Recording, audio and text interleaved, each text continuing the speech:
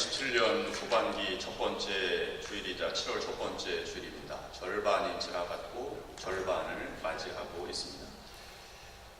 한국교회에서는 맥주 감사절을 지키고 또 구약에서는 77절 또는 오순절로 지키는 그런 날이기도 합니다.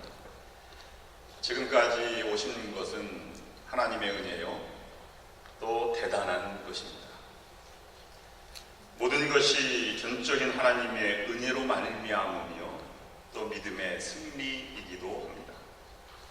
오늘 그런 의미에서 여러분의 오늘 예배가 한 분기점이 되는 감사와 소망의 예배가 될 수 있기를 원합니다. 오늘 인사는 그냥 주님의 은혜로 축복합니다, 주님의 은혜가 함께 하시기를 빕니다, 주의 이름으로 환영합니다, 이런 인사가 아닌 여러분 마음을 담아서 한번 인사를 해보시겠는데요, 떨리는 목소리로 이렇게 인사하시기를 바랍니다. 여기까지 오시느라 정말 수고 많이 하셨습니다. 이렇게 한번 인사를 나눠보시기 바랍니다.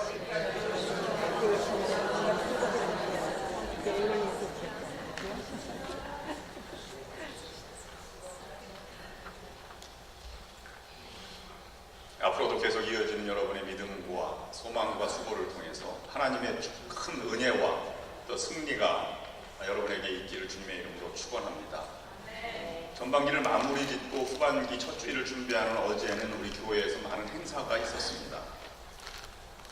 우리 교회에 집사님 한 분이 병원에서 일평생 일하시는 것을 정리하고 이제 은퇴를 하는 은퇴식이 우리 교회에서 있었습니다. 참으로 성대하고 또 은혜로운 그러한 행사였습니다. 아무 대가 없이 일생을 마무리하고 또 무거운 짐을 벗고 새로운 인생길에 들어서는 것만도 대단한 일이요, 기적이요, 하나님의 은혜입니다. 앞으로 더 풍성한 은혜가 있기를 또한 기도합니다. 특별히 어제가 은혜로웠던 행사가 될 수 있었던 것은 그의 가족이 준비했을 뿐만 아니라 또 젊은 우리 사역자들의 수고도 있었고 또는 새벽 기도를 마치고 집에도 가지 못하시고 정리하고 준비한 여러 교우들의 손길이 있었습니다. 그만큼 수고한 만큼 감동과 은혜가 충만했던 것 같습니다. 그리고 그것이 행사가 끝난 다음에 멀리 프리몬트에서 우리 권사님의 둘째 아드님의 결혼식이 있었습니다. 근데 일찍 결혼하는 것이 아니라 늦지막한 결혼이기 때문에 더욱더 그 결혼식이 의미가 있었습니다. 부모님의 평생의 눈물의 기도를 멈추게 한 결혼식이었기 때문입니다. 이제 근심이 바뀌어 기쁨이 되신, 입이 귀에 달릴 정도로 한바구음을 지으신 권사님의 모습이 눈에 선합니다. 그만큼 은혜로운 예식이었고 또 여러분들이 많이 참여해 주셔서 빛내주셔서 감사를 드립니다. 그런 한편으로 돌아보면 기쁜 일만 있는 것도 아니었습니다. 우리 교우들 중에는 아직도 병환 중에 계셔서 예배당에 나오기를 소원하지만 여건이 허락되지 않아 나오지 못하시는 분들도 많이 계십니다. 또 우리 교우들 가운데는 부모님 상을 당해서 한국에 가 계시는 분도 계십니다. 특별히 어려운 분들에게 하나님의 은총이 함께 하시는 그런 귀한 예배가 될 수 있기를 축원합니다. 학생들은 9월부터 이제 새 학년이 시작되기 전에 6월달 모든 과제를 다 마치고 7월, 8월은 휴식기에 들어가는 그런 기간이기도 합니다. 기쁘고 감사한 일 가운데 어제는 사무실에 한 청년이 찾아왔습니다. 참으로 힘들고 어렵다. 옛날에 유학할 때에는 장학금과 또 한국에서 이제 보내오는 돈으로 공부를 하지 않았습니다. 근데 이제 장학금이 끊기고 그 다음에 한국에서 오는 돈이 너무 많이 들어가니까 부담이 엄청 많이 되죠. 마지막 학년을 보낼지 모르겠습니다. 이렇게 하는 그런 학생의 이야기를 듣고 가슴이 답답하였습니다. 어떻게 도와줄 수 있을까?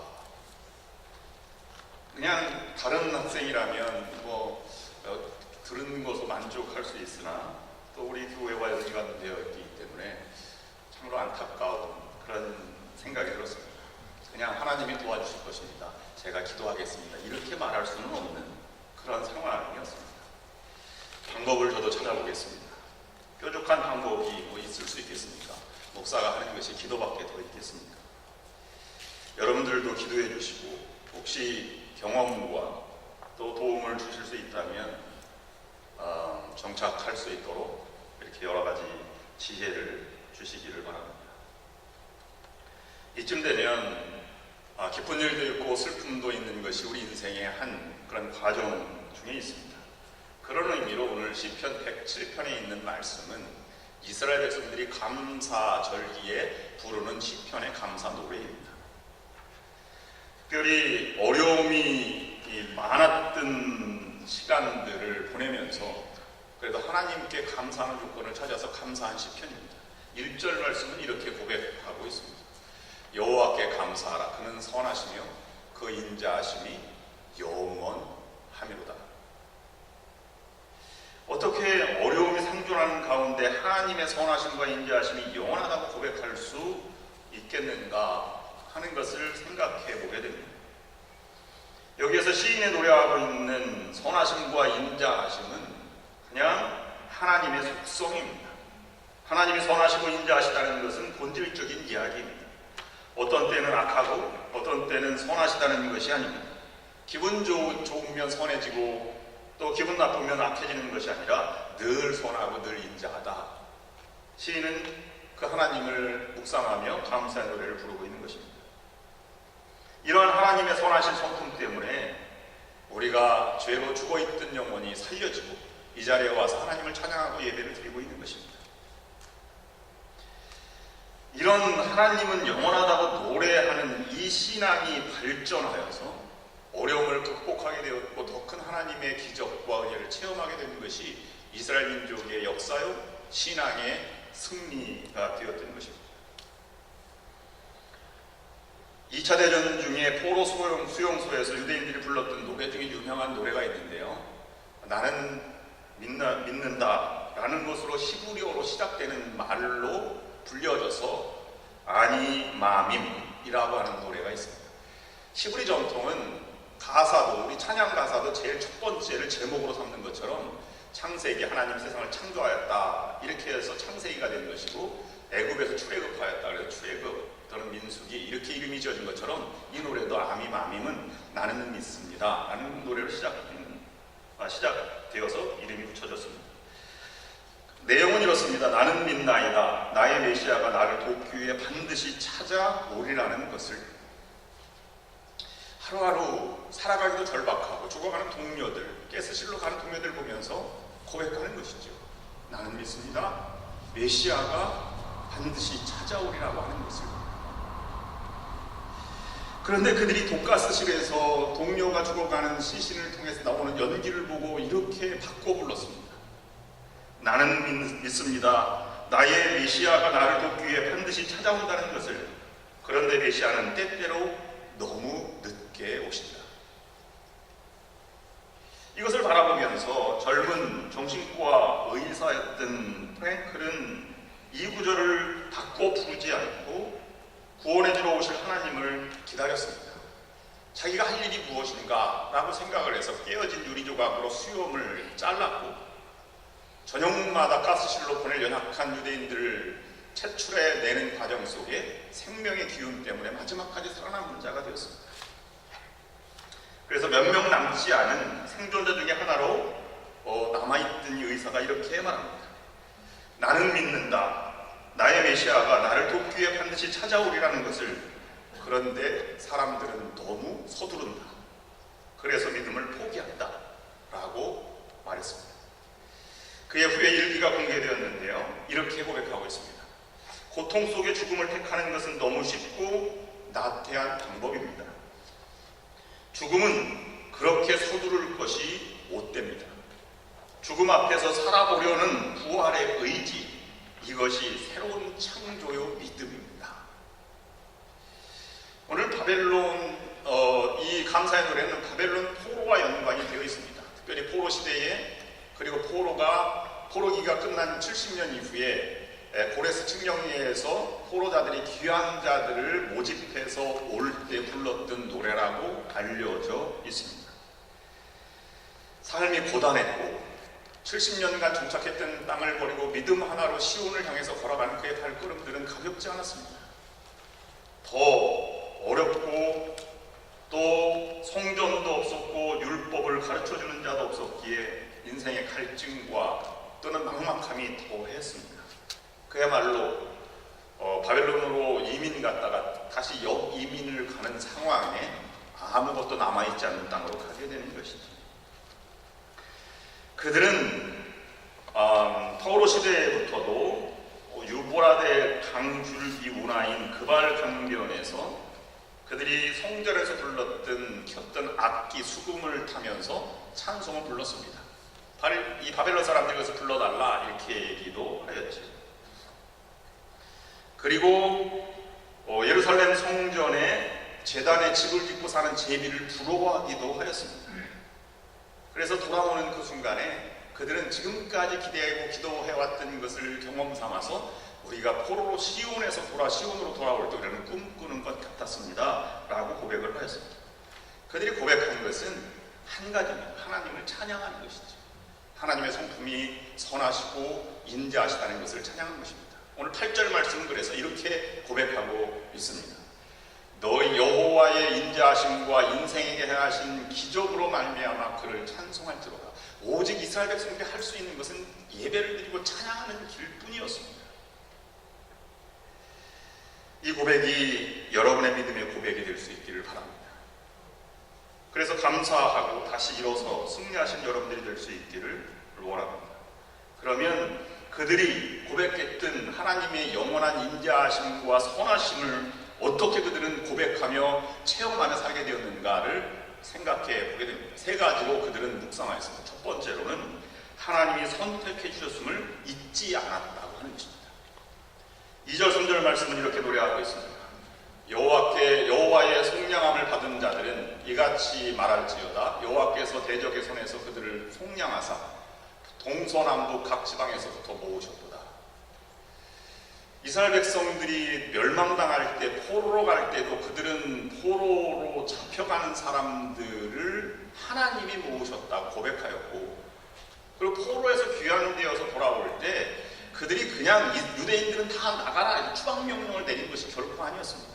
너희들은 여기 정착하여도 좋다. 그러나 갈 사람들은 가라. 그렇게 얘기해서 돌아올 자들이 물품을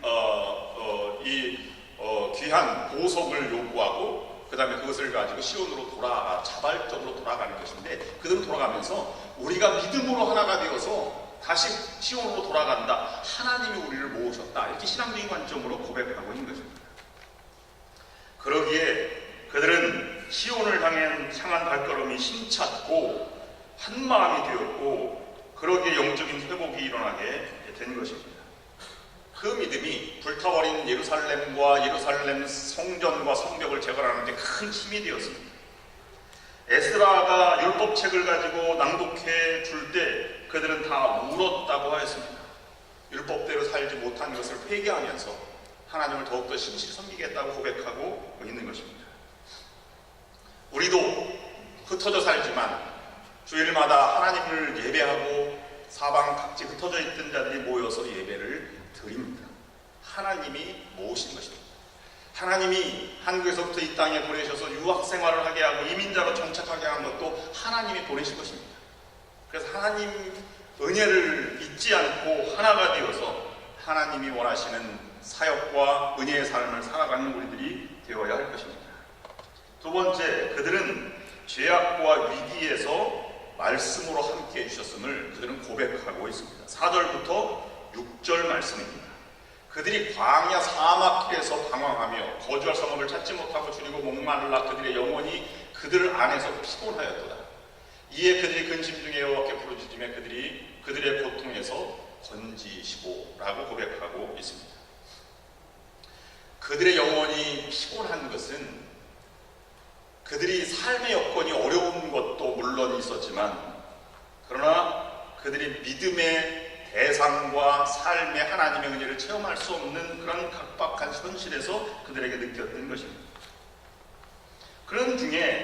자발적으로 기도회로 모였고 탈무드를 작성하게 되었고 시온의 회복을 위한 영성 공동체를 에즈라, 느헤미야와 다니엘과 이런 선지자들을 통해서 바벨론으로부터 시작이 된 것이 시온의 회복의 근간이 되었다라고 하는 것입니다. 하나님의 말씀이 어려운 가운데 찾아왔다는 것입니다. 오늘날도 큐티를 많이 합니다. 그것은 우리 하나님이 우리를 찾아오시는 것을 기념하며 그것이 삶의 원동력이 되어서 교회를 회복하고 가정을 회복하고 공동체를 회복하기 위한 하나님의 도구로 사용되는 것입니다. 말씀이 찾아오고 그 다음에 하나님의 은혜를 체험하고 힘이 되어서 시온을 회복하는 것을 기억해야 할 것입니다. 여러분들이 일생에 큰 도움을 받았던 인생의 전환점이 되었던 것을 보면 큰 어떤 돈이나 어떤 도움이 아니었음을 기억할 수 있습니다. 누군가의 기도, 누군가의 헌신 어린 섬김과 위로와 용기의 말 한마디가 큰 인생을 변화하게 된 것이죠. 제가 손재주가 어릴 때부터 남다르게 좋았습니다. 그래서 총도 만들고 활도 만들고 여러 도구를 많이 만드는데 그래도 어린 나이에 생계, 용돈을 이렇게 받고 과자를 얻어먹을 수 있는 것은 도장을 파주는 것이었습니다. 이 도장이 예술 도장이라고 해서 다 파면 인기가 굉장히 좋습니다. 친구들에게. 그러면 과자와 도장을 가지고 바꿔 먹는 것이지. 그래서 학교에서 열심히 도장을 팠습니다. 도장칼을 가지고 잘 파서 파고 있는데 초등학교 6학년 때 김학자 선생님이 저에게 지나가면서 이렇게 얘기를 하시는 거예요. 애영아, 너는 이보다 더 크게 될 사람이다. 이렇게 말씀을 하셨어요. 그래서 그 이후에 도장파는 일을 금했습니다. 선생님이 한마디가 인생의 마음을 바꾸게 된 계기가 된 것이죠. 하나님의 말씀을 받은 그들은 변했습니다. 그리고 다시 그 말씀을 묵상하면서 하나님의 성전을 향해서 그들은 나아가게 되었습니다. 평안할 땐 말씀의 소중함을 몰랐지만 인생의 풍랑을 만나고 또 거친 바다에 내어놓았을 때 그들은 말씀의 위력이 얼마나 위대한지를 발견하게 된 것입니다. 그렇지, 하나님은 인자하시고 선하시지 라고 하는 것을 고백하게 된 것입니다. 우리는 그 하나님을 발견한 그들에 의해서 시온이 건축될 때 많은 방해자들이 있었습니다. 그들 땅에 남아있던 사마리아 사람과 암몬 사람과 아수도 사람들의 방해가 얼마나 극심했는지 느헤미야가 성벽을 건축할 때 칼을 차고 건축을 할 만큼 그들은 위기 상황 속에서 그것을 건축해 나갔습니다. 무엇 때문입니까? 하나님의 인자하심을 증명하기 위해서 그렇게 나아간 것입니다. 세 번째, 마침내 하나님의 그들은 인도하심을 눈으로 보게 되었습니다. 7절 말씀 보면 또 바른 길로 인도하사 거주할 성읍에 이르게 하셨도다. 이 거주할 성읍은 어디입니까? 시온입니다. 그만큼 하나님의 목적을 향해서 하나님을 신실히 섬기고 그 말씀을 받아 살아가는 자들에 의해서 영적인 운동뿐만 아니라 삶의 흔적과 시온의 회복과 풍성한 삶을 경험하게 되었다는 것을 고백하게 된 것입니다. 그 하나님은 지금도 역사하시고 이 순간에도 역사하시고 앞으로도 역사하셔서 우리의 삶을 인도해 주실 것입니다. 30년 형을 받고 교도소에 수감되어 있다가 15년 만에 모범수로 추록한 사람의 글을 보았습니다. 특사 소식을 듣는 순간, 그리고 그 교도소 문을 나오는 순간 그는 더 이상 걸을 수 없었다고 합니다. 그가 바라보았던 교도소 밖의 찬란한 태양과 푸른 포기도 이렇게 소중한 은혜로 다가왔다고 하는 것이죠. 자유를 얻었고 말할 수 없는 기쁨이 찾아왔고 그것도 감사한데 시온을 회복하게 하였고 이제는 포로받이 떳떳한 삶을 살아가게 되는 것을 하나님께 찬양을 드린 것입니다. 그렇게 하나님의 인자하심과 선하심을 경험한 사람들의 결론, 삶의 모습이 어떠한가를 오늘 마지막 절에서는 우리에게 분명하게 얘기해주고 있습니다. 적어도 은혜를 받은 사람은 이와 같은 삶의 증거가 나타날 수밖에 없다라고 하는 것입니다. 9절 말씀입니다. 그가 사모하는 영혼에게 만족을 주시며 줄인 영혼에게 좋은 것으로 채워주시미로다. 만족은 무엇입니까? 사도 바울이 가진 핍박과 박해와 어려움과 배고픔과 곤란한 지경에도 일체의 만족, 자족하는 비결을 배웠노라 라고 하는 것을 그는 체험하고 기록하였습니다. 만족은 평안함입니다. 사람이 만족을 못하는가 하면 욕심 때문에 그렇습니다. 그리고 하나님은 반드시 좋은 것으로 채워주시는 것입니다. 아무 것이나 주시는 분이 아닙니다. 가장 좋은 것으로 채워주시는 분입니다. 거기에 하나님의 은혜의 감동이 있고 은혜의 증거가 있습니다. 그러면 하나님의 은혜를 체험한 사람은 그만큼 하나님처럼 가장 좋은 것으로 다른 사람에게 줄 수 있을 때 우리는 하나님의 인자하심을 닮았다라고 말할 수 있는 것입니다. 제가 늘 말씀드리듯이 참다운 섬김, 헌신, 봉사라고 하는 것은 세 가지 영어로 P로 시작되는 단어가 반드시 있어야 한다. 그렇게 저는 늘 가르쳐왔고 그렇게 생각하고 있습니다. 첫 번째로는 정말 헌신이면 프랙티컬한 것, 실제적인 도움이 될 만한 것을 주는 것입니다. 내가 텔레비전을 좀 더 큰 걸로 바꿨는데 작은 텔레비전은 버리기도 아까워서 다른 옆에 친구를 주는 것은 진정한 도움이 아닙니다. 왜냐하면 나에게는 쓸데없는 것이기 때문에 그렇습니다. 거기에 감동이 있을 수 없습니다. 하나님은 자기의 독생자 예수 그리스도를 우리에게 내어주시기까지 가장 귀한 것을 내어주셨다는 것이 성경의 핵심이고 구원의 핵심입니다. 예수님도 가장 귀한 자기의 생명을 우리를 위해서 돌아가셨고 피 흘리셨다고 하는 것이 복음의 핵심입니다. 그렇다면 우리들도 실제적인 것, 나에게 정말 좋은 것도 나눠줄 수 있을 때 우리는 그리스도의 사람이다 이렇게 말할 수 있는 것이죠. 두 번째로는 퍼스널하는 것입니다. 개인적인 것을 도와주는 것이죠. 엊그제 신문에 보니까 훔쳐서 뭐 10억, 1억인가 10억인가를 받아서 어머니에게 좋은 선물을 해준 기사가 기록된 것이 있습니다. 그건 선물이 아니지. 그것도 마찬가지로 도둑, 작물이 되는 것이지. 내게 소중한 내 주머니에 살아가는 것이 진정한 위력과 능력이 되는 것입니다. 마지막으로는 파지티브한 것이에요. 하나님은 정말로 포로로 되기까지 하나님을 배반한 사람들을 하나님께 찾아가셔서 인자하심을 보여주셨습니다. 긍정적으로 받아들이시는 것이죠. 예수님도 배신한 베드로에게 떡을 나눠주고 물고기를 나눠주며 이렇게 내 양을 먹이라 이렇게 말씀하셨습니다. 긍정적으로 한 것에 참다운 감동이 있는 것입니다. 오늘 우리가 사랑의 식탁 거룩한 성찬을 나눕니다. 하나님이 주님을 우리에게 보내셔도 주님이 우리의 죄를 위해서 자기의 몸을 내어주신 것처럼 우리도 그렇게 살라고 초청하십니다. 거기에 참다운 인자하심과 영원하심을 체험하시면서 하나님의 놀라운 은혜와 또 승리를 체험하시는 여러분들의 삶이 될 수 있기를 주님의 이름으로 축원합니다. 기도하시겠습니다. 하나님, 오늘 후반기를 시작하면서 성찬을 나눕니다. 하나님이 우리에게 보여주신 사랑, 주님이 우리에게 나타내 주신 사랑의 완성을 우리도 우리의 이웃에게 나타내 줄 수 있도록 믿음을 허락하여 주시옵소서. 예수님의 이름으로 기도드립니다. 아멘.